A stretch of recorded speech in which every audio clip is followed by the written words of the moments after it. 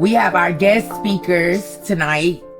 They are two beautiful young ladies, Sky and Wajiha. When we get to them, they can give you a background on them, give you their ages and things like that. Again, we're going to speak on the neurodivergence and the neurodivergent culture, ethnic culture. And I have these two young ladies here to give some, a little more insight, from a little more personal insight.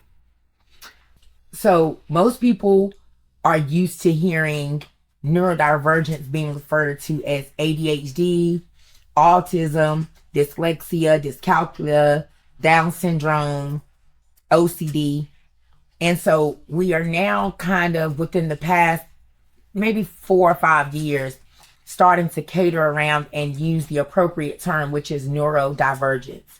Neuro being the root word of neurology, neurologist, which is working with the brain, the study of the brain. So what is neurodivergence? I've given you the root word.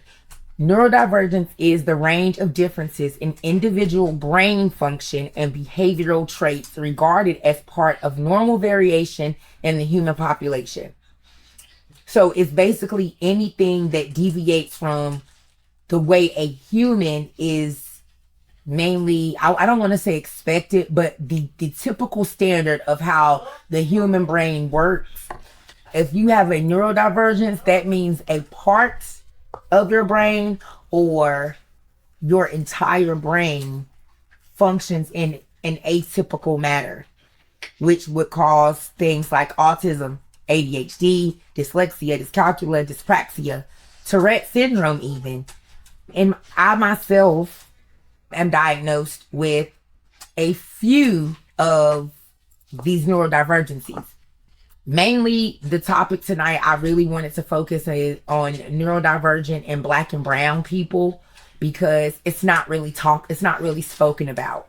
We are getting a lot of gains and we're tracking a lot more with adults with ADHD and autism, but I'm starting to see more people that look like me.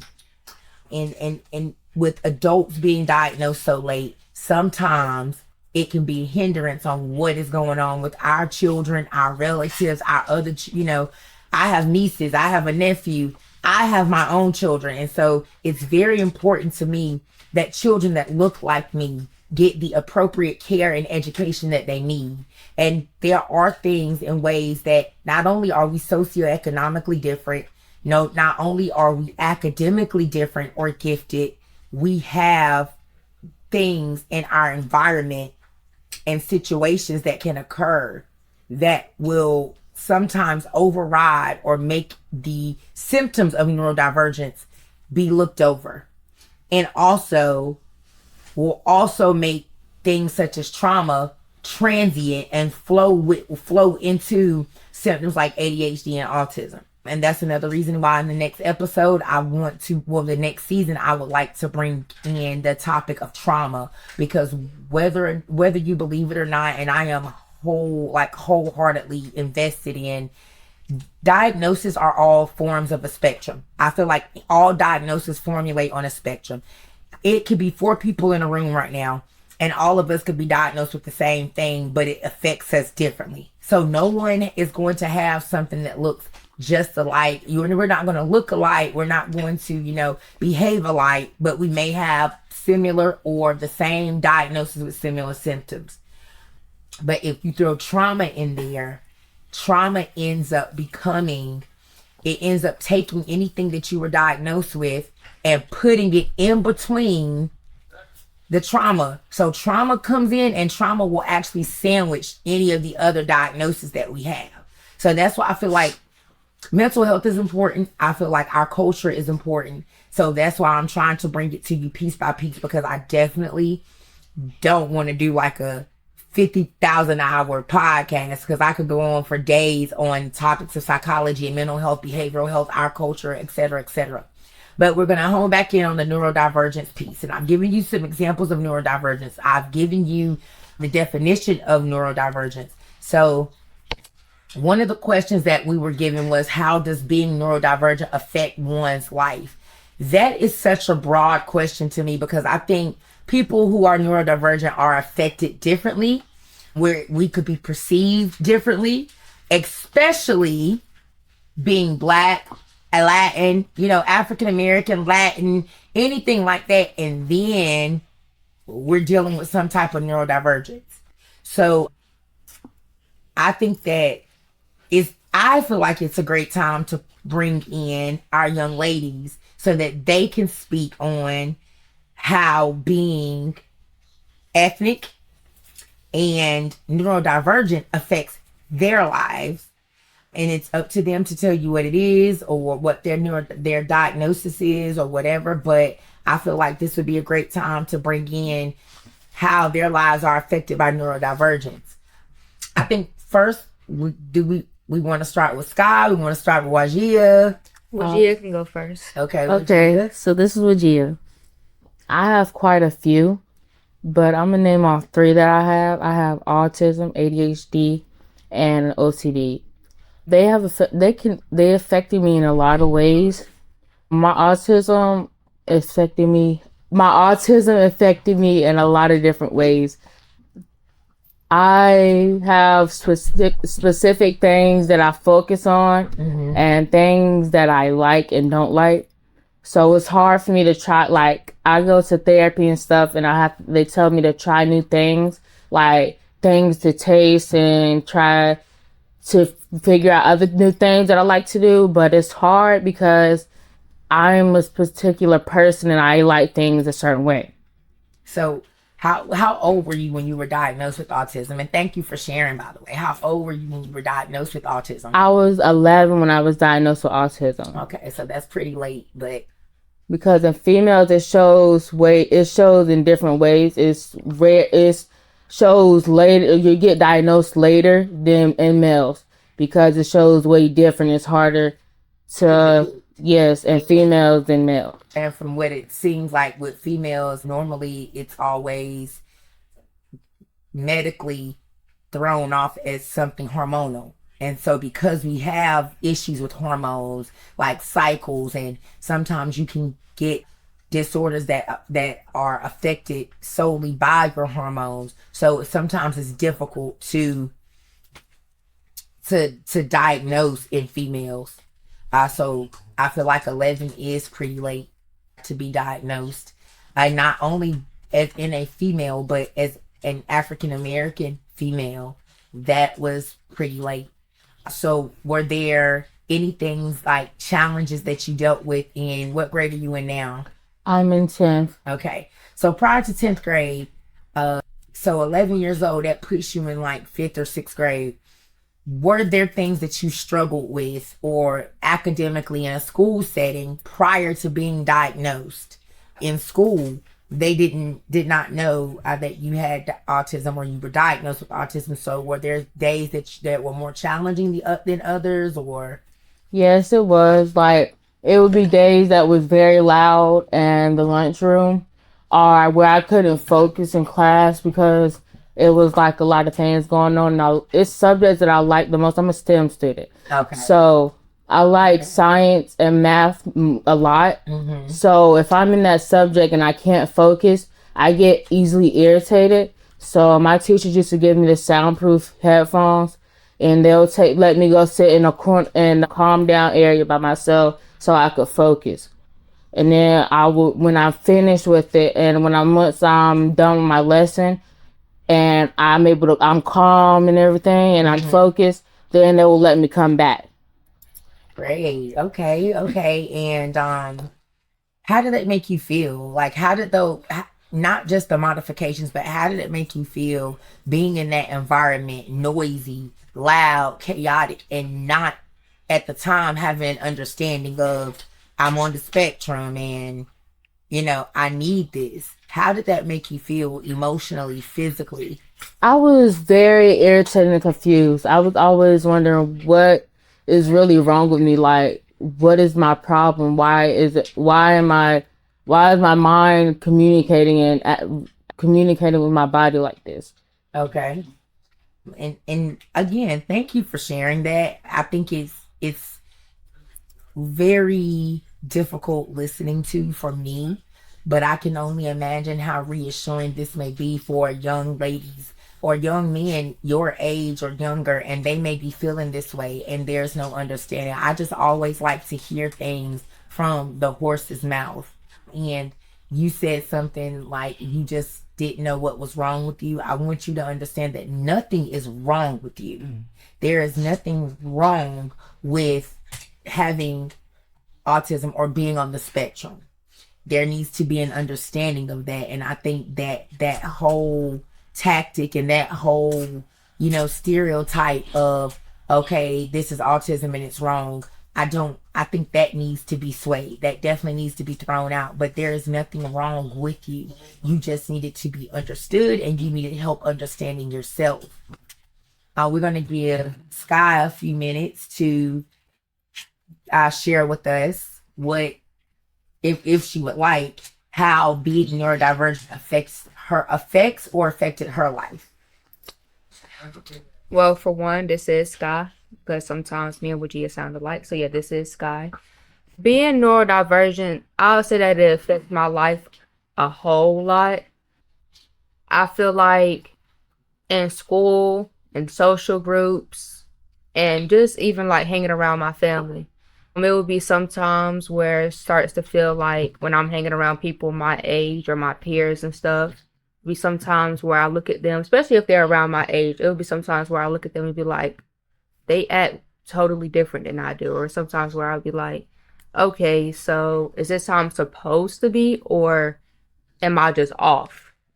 Even like in school, when it's people, like when I'm around people that's in the same grade as me, I get my work done a lot quicker than them. So it's kind of like, okay, so it'll make me look at the other person instead of looking at myself. Like, how did I get my schoolwork quicker than they did, done quicker than they did? Or how is it able to click to me when it's not able to click to others that easy? And just like Lady had said, Tourette's could be a part of neurodivergency. Mm-hmm. So when I'm around other people, when my nose start twitching and stuff like that, and people start looking at me weird, it kind of makes me look at myself like, okay, how can I stop my nose from twitching? And stuff like that. What else? So basically, overall, it just affects a lot of parts of my life. And most of the time, yeah, I do look at myself, but also when I'm like during like school areas, it makes me look at the other people like, why isn't it just clicking? It's really not that hard. But then when I look back and I'm like, okay, so it's not that they're not just getting it. Sometimes it is harder for other people than it is for me. Yes. Okay. So that sounds like you use a lot of your gifted mind when you say move quicker or finish before your peers. The psychological term for that is hyperlexia, and that means that certain things you pick up on, you either naturally learn on your own, it just naturally comes to you that way, and that's a great way for the brain to work, or you are taught something and you retain it and obtain it so much quicker than peers of your same age. I also am hyperlexic. I started reading at the age of 2 years old. It just naturally, I just remember hearing people verbally, say lullabies to me or bedtime stories. But the very first book I really started adapting to very quickly was a Dr. Seuss book. And I just remembered sounds. I liked sounds. And I remembered, and I would use the sound, and I just started reading at 2 years old. And so my brain really picks up on things very fast. And I think that the hyperlexia, it is a gift, but at the same time, it can be a curse, because what I noticed as I've gotten older, and I'm way older than y'all, is that hyperlexia also burns a lot of my energy and it fuels a lot of my ADHD. So I too am now an adult, and I work around other adults. I'm around children. I feel I too get like you. I will get with people And I'll be like, oh my God. Like in my mind, I'm just like, hurry up. It's right there.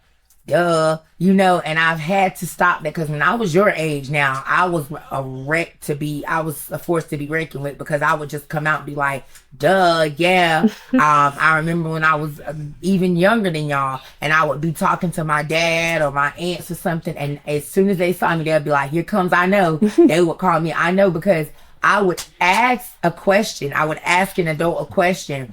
And as soon as I would ask, the answer would come right to me. And before they could finish answering me, I'd be like, oh no, I know. I got it already. I know. And so they'll be like, here comes I know. Or my friends would say, I know it all. And I don't know it all, but I grasp things so quick. And I also have a way about me that once I learn something, I will focus in on it so hard and want to learn it and have so much interest. And then once I gain interest, I'm done with it. I've learned it. Now I'm bored. I don't go back to it. And that is also another trait that is hyperlexia fuels into ADHD. And then Wajiha, like with you and the loud environments and those sorts of things, I too get that. I am, and this is going to be publicly broadcasted now, but I am also on the spectrum. I am also a puzzle piece. And the reason that I am so garnered in on this topic in our culture is because you were diagnosed at 11. That is late, but I was diagnosed at 37 years old. So being an ADHD type person, which is an adult with autism and ADHD, a lot of things I was able to mask because of my hyperlexia. So when you see some people have their own perception of what autism is supposed to look like. They have their own perception of what ADHD is supposed to look like. But when I was growing up, it wasn't talked about that way. I grew up in the 80s and the 90s. So I had to develop a lot of things on my own. And because I was so hyperlexic, a lot of my triggers and my stems and things like that and my little finicky ways they were just thrown off like, okay, that's her. She's already in her own way because she's a mini robot, And the whole time it was autism. And it was a struggle for me because things would affect me. Being around peers and if they, and I had pretty typical peers. I had peers that were average and flowed the way the water was supposed to flow. And I'm like, okay, I've swam and I'm already on shore. I'm done. And so I had to learn how to socially fit in to have healthy peer relationships. So I might be in gifted classes, but I would hang with my friends at parties and things like that. And I invested myself in being a social person because I knew that sometimes me being in these higher level classes made me stand out. So my social life looked totally different from one moment to the next because I would be sometimes, and when I grew up, most of the kids in gifted classes were kids that were of a higher socioeconomic status, upper middle class, upper class. So I'm in classes with people that don't even live on the same side of the tracks as I do. But my social circle at home and before I get to school are people from my community, people that look like me. So I had to grow up learning how to mold all of that together. And even now as an adult with autism, I definitely still go through that. I like my alone time. Do you all ever, deal with just wanting to be alone? I'm not that social, so. Most of the time, yes. I'm I'm a very isolated person. Yeah. I don't like being around people. Even when it's in a big group and people want me to socialize, it's like I'm hesitant on socializing, like even interacting or introducing myself. It's like, I'm hesitating, contemplating on if I should or if I should just stay silent. So when I'm in a big group, I isolate myself into like my own little space and stay away from everybody. Yeah, I feel like that too. Isolate a lot, and sometimes it's just because I feel like being to myself is safe, and then sometimes I just prefer to be alone. There are a lot of things that I like to do that some people my age or, you know, people in my circle don't like to do. So I'm like, well, I still want to enjoy what I want to enjoy. So I'm going to stay to myself. And that's fine. I know that being an adult and being in the workforce, I'm the same exact way. I prefer to work alone. And, you know, we are who we are. Even people of a more typical neurological status like to be alone sometimes. I know that it is hard to maneuver whenever we do have the neurodivergences that we have, because it seems like we have to keep up with ourselves and we have to keep up with the people around us, because we already, you know, we just don't operate the same way. When it comes to the neurodivergent culture becoming a subculture now, I think for me, it's been pretty popularized because of social media. I don't have that much social media, but have you all ever noticed, like on Facebook or Instagram, a lot of there's a lot more reels, is that what it's called? Reels on autism and ADHD and people with autism and things like that. So I feel like your 14 and your 17 looks different from my 14 and 17, because we didn't have so much social media back then, and it wasn't to the point where they were basically educating us on autism and other forms of neurodivergency, especially OCD. I know the first neurodivergent diagnosis I ever heard about was OCD. And I've been diagnosed with that as well. So social media for me has turned diagnosis into an identity and rebranded symptoms as basically superpowers. Like, I was looking at a reel today on TikTok, and a lady was showing putting her son on the bus. I think he was about 7 years old, and he's diagnosed with autism. And she was just like, this is one of my son's autistic traits. And so I went into a rabbit hole just looking at different reels about people and their children that have been diagnosed with autism, and they refer to the autistic trait as like, this is my kid's special power. So like for me, hyperlexia would be considered one of my special powers. You know what I'm saying? So they have turned that with social media, and I think social media has helped bring a lot of the ethnic neurodivergent culture to the spotlight. The diagnosis that make people feel othered became the basis of a community. And that's basically what I just said. Social media has helped bring a lot of that. There are a lot of celebrities now that are coming out with autism diagnosis. I know that one of my favorite singers actually was diagnosed as an adult. Chrisette Michelle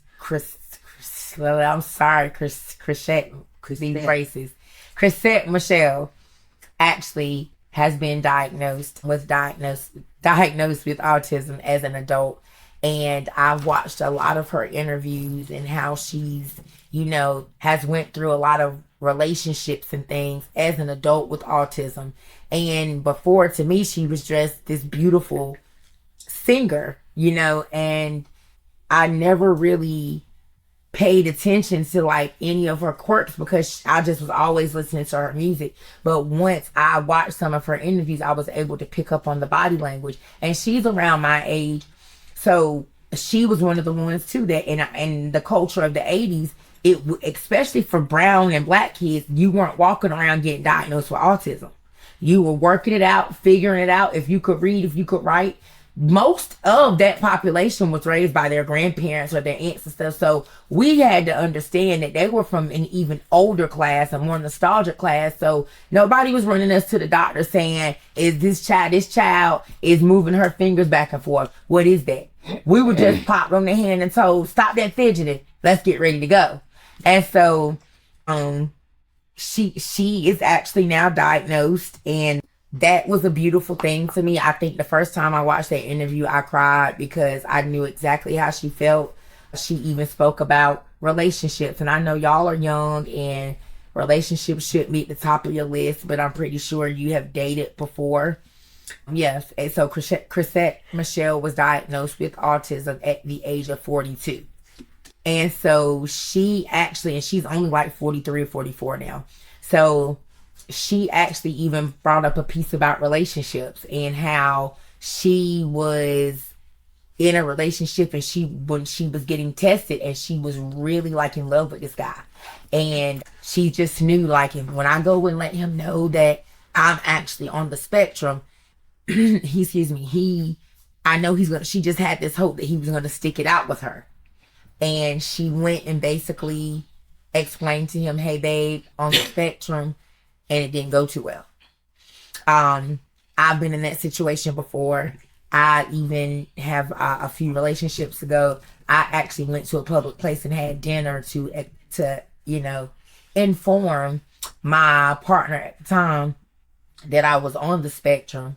And I even brought along my friend because I needed the support, and my friend already knew. So I wanted that support. And when I told my partner at the time that I was on the spectrum, he was just like, he kind of brushed it off. And that I realized he really didn't know what that meant, but he didn't ask any more questions, and I didn't give any more answers. And we ended up, the relationship ended up going astray because we had a lot of communication issues. So one thing that I would like for young ladies your age and for you guys to get out there is self-advocacy. You need to speak up for yourself. You have to be able to talk to whomever you're interested in, anybody, even in jobs and college or whatever, and let them know, this is my diagnosis. And you don't have to say, because when you do that, some people already have a typical streamline of what they think that means. But you have to be the voice for you. And by being the voice for you, you're being the voice for us, all of us in this neurodivergent culture. So for me, I oftentimes, even with people that I have not shared that I'm autistic or on the spectrum, also will say, that those types of things do not work for me, or I work better this way, or this may be a healthier decision for me. I don't just walk up and say, I'm not doing that. I'm on the spectrum. That's that. Or, that's bothering my autism. No, you need to be specific as to what doesn't work for you, what works for you, and also learn your communication style. It is very important to learn your communication style. So I'm a strong person, and it used to be termed as I was an aggressive communicator because I'm very blunt, I'm very open. So I had to kind of work on that. And I know sometimes the way my brain works, if it pops in my head, it's coming out of my mouth. So I have to catch myself, and I have had to figure out a way to be a strong communicator, not aggressive, or an assertive communicator, and you need to do it in levels.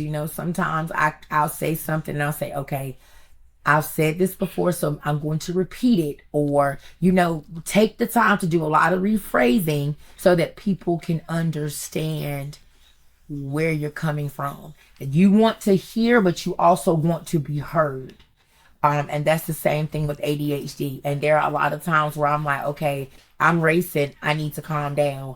My mind is racing. My thoughts are racing. So please be proactive in knowing how to communicate your needs and communicate for yourself what the diagnosis is, but what it looks like for you.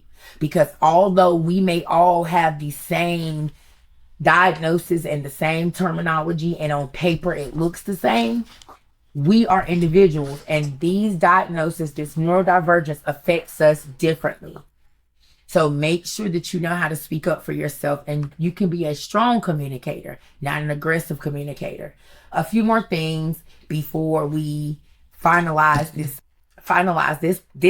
podcast for tonight.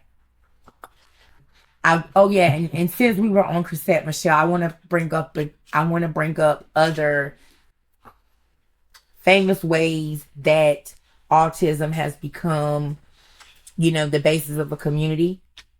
It's a lot of not only a subculture, but we see it a lot in our pop culture or popularity culture. And the good doctor, the main character, the actual doctor. He was autistic. He was just Becky. Yeah, yes, he was. Monk. a TV show about an autistic detective who also had OCD. And then we have Love on the Spectrum. That is a Netflix reality show where people are partnered up based off being on the spectrum. And then let's see, Young Sheldon and The Big Bang Theory. Those are TV shows where they have characters with autism. And then there are a lot of other celebrities who are open about their conditions. For example, Chrisette Michelle was one that I named. We have a lot of, like I said, there are a lot of TikTok reels that talk about nothing but autism. There are some parents that their actual TikTok name is like Autism Mom or Spec Mom, or so everybody now is advocating for this. And there are a lot of reels about kids with Down syndrome. We're not leaving anything out, but I know that autism is like a very popular it's one of the higher diagnoses now. Back in my day, Down syndrome was one of the ones that was always off, but because Down syndrome gives more physical features, where autism is very much like neurologic. So what is one way, and I spoke a little bit on the communication piece and how we can communicate. What is one way, Sky, that people of a typical population, or as they say in our culture, normies, what is one way that they could be supportive of us, or you could advocate for yourself? So let's see. So what was one of the examples I gave? Communication, right? Yes, ma'am. So if you were going to college or you were around a group of friends, how would you said, what did your neurodivergence is? Tourette's. And dyslexia. Yep. ADHD. Yep. Dyscalculia. That's it, the numbers. Oh, yeah. You said it was what? Dyscalculia. Dyscalculia. Those Yeah. are the main four. So how would you advocate for yourself? If I'm around a group of people, especially if I'm talking with them and there's some things that they realize that I'm doing and they speak up or say something, I could be like, well, I have neurodivergent. And I could basically like tell them that if they can't be around stuff like that, then just it's better off just to leave me. They'll be alone, or yeah. Okay, and so I would probably, and that was good. That's a great way to advocate. And so with me, I've learned to say, I respect our relationship. I respect our friendship. I enjoy this time that I'm spending with you. But, there are things, I had to do that before. I was in an internship, and I actually, it was a virtual internship, and I was in a group virtually, and I STEM a lot, which means, my body does a lot of things. Sometimes my body operates before my brain with being on the spectrum. So I have a tendency when I'm bored or whenever I'm, tired, I'm hungry, my body responds by rocking me back and forth to calm me and help me focus. And I notice when I'm on a virtual setting that people can see me on camera. And although it feels good to me, I have to respect the other people that are around me, because that may be a distraction to them. So I've had to advocate and let my instructors or let the host of the meetings know ahead of time that I STEM, and that there will be times that I will have to take brain breaks. So I will turn off my camera. I will still be there actively listening, but I will have to, cut my camera off to give myself time to reset, stem, and come back. So you have to. And I mean, even in that internship, my instructor kind of came up against me with that, and she just had all be like, well, you don't need to be in this training.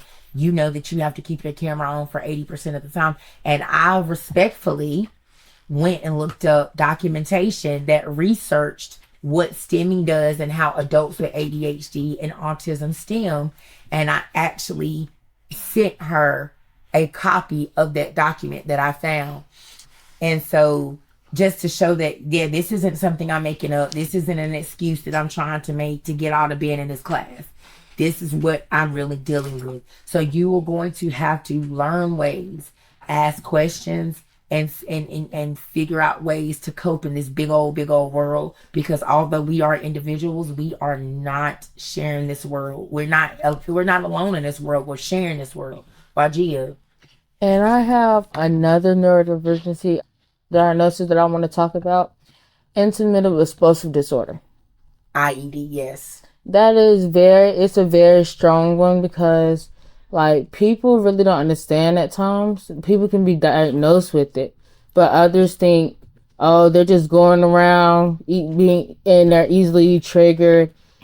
People can trigger them and they just easily go off. They can't control themselves or something like that. Mm-hmm. Or they're just erratic. They're out of order. Mm-hmm. They don't know how to be in a social environment. They should be locked somewhere. It's very hard to explain yourself. It's very hard to explain yourself and explain the neurodivergency diagnosis you have. Mm-hmm. And it's very hard for me too, because I'm like, it's hard for me to start a conversation. Yes. So, and I'm not a conversation starter. I don't like texting. I don't like calling. It's depend on if I'm like really used to you and getting to know you better, that I'll really hang with you. It's hard for me to express myself with others, but I feel like if I trust you, I can express myself better than I can express myself and not hold it in. Great job. I really enjoyed this time with you all, and I really appreciate you all being a guest on the Comeback for One Night a Week podcast. And I want to apologize to our listening team out there, because I feel like I was very negligent, and I know it seems like I dropped off the face of the earth and we had not even built our brand up enough yet. Like, we hadn't even really gotten started. But there's always room for change, and I want to hold myself accountable by saying that I have not been a great host, and I kind of let life get the best of me. I just completely let it go. That's why mental health is very important, and this podcast is one way that kept me above water, and it helped me maintain my sanity. And I really appreciate you all, and I really hope that our listening world expands. So I think for now we are going to close.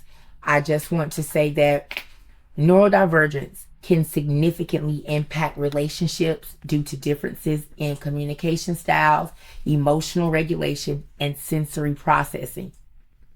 Neurodivergent individuals, especially African American, Latin, Hispanic cultures, may experience difficulties with social cues, emotional expression, navigating relationships, and that could lead to misunderstandings and challenges in the workplace, in school, in peer relationships. However, with understanding empathy and effective communication, neurodiverse relationships can be successful and fulfilling. And I want you all to go away with this with something new. And another thing I want you all to hold on to is the heart and the drive to be your own individual and to lead by example. And don't be afraid to inform others of who you are. Take a stand for neurodivergence, but take a stand for yourself. Join some of these groups. There are a lot of support groups. It's support groups worldwide. There are support groups for OCD, autism. They're everywhere. There's some virtual. There's some in person. Grab a hold of people that are of our circle and get in our circle. So find people that are like you and join these teams and join these circles, and you will understand that our world doesn't look so different. It's just about the steps that we take. Again, ladies, thank you for spending this evening with me and helping me get the courage and motivation to bring One Night a Week back. Wajiha? And P.S., don't be afraid to have neurodivergency. You're always welcome anywhere. Don't be afraid of neurodivergence.